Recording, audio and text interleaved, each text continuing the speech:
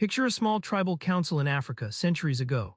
A chieftain stands not just demanding obedience but inspiring his people to act beyond themselves. This is where leadership first takes shape not as power grabs but as transformation. How did we get from that firelit circle to the age of monarchs, revolutions, and global leaders challenging poverty? James MacGregor Burns answers that question by tracing the evolution of leadership that reshapes worlds. Burns begins by charting leadership's early walk through history, spotlighting how power shifted from tribal elders to absolute monarchs, setting a stage of control and obedience that defined centuries. In a remote African village, a chieftain named Mwamba didn't just command his people, he invoked a shared purpose during drought crises, weaving individual needs into a collective vision. His leadership thrived not on fear but on inspiring unity under hardship, a pattern that Burns spotlights as the original form of transforming leadership.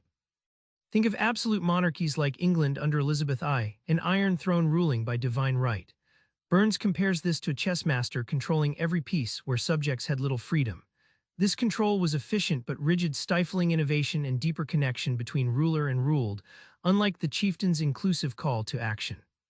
Then came the Enlightenment, philosophers planting seeds of liberty and happiness, culminating in the American Revolution. Burns shows this as leadership's pivot, where authority became less about command and more about shared ideals, transforming governance into a responsive dialogue rather than a monologue. Burns doesn't just rehash history. He digs deep into leaders whose visions didn't just alter politics but inspired massive social and ethical shifts, transforming followers into partners. Elizabeth I ruled England with a sharp tongue and sharper wits. At the height of the Spanish Armada threat in 1588, she delivered a speech to rally her troops, blending personal courage with national destiny. Burns highlights how her leadership transformed fear into fierce pride, revolutionizing the idea of sovereign strength. Burns admires Gandhi's method like a masterclass in leverage without force. Imagine driving a nail with a feather, the gentlest but most precise touch possible. Gandhi turned colonial oppression on its head, proving leadership that appeals to moral conscience can topple empires without bloodshed. In the late 20th century, Mikhail Gorbachev dared to crack the Soviet Union's iron fortress with glasnost, openness.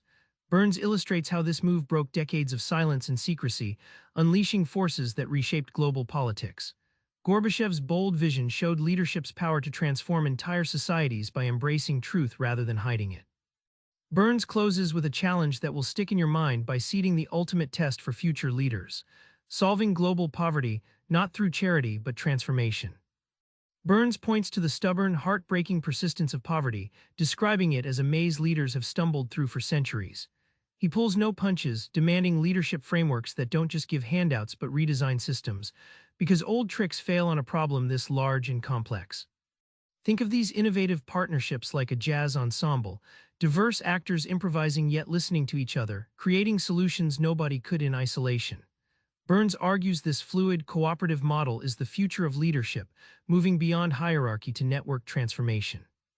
Ultimately, Burns reveals that leadership only truly transforms when it changes the inner beliefs of people and institutions, igniting self-sustaining progress. Here's the kicker: this approach isn't just noble, it's practical, scalable, and urgent. The biggest leadership challenge of today demands this deep reinvention. Remember that African chieftain Mwamba whispering unity by the fire? Burns shows us leadership still begins there, with connection, vision, and transformation. Whether you lead a team, a community, or just your own life, try this. Ask not what you command, but what you can inspire others to become. That's the kind of transformation that sticks around long after your role ends. Subscribe for more book summaries like this one.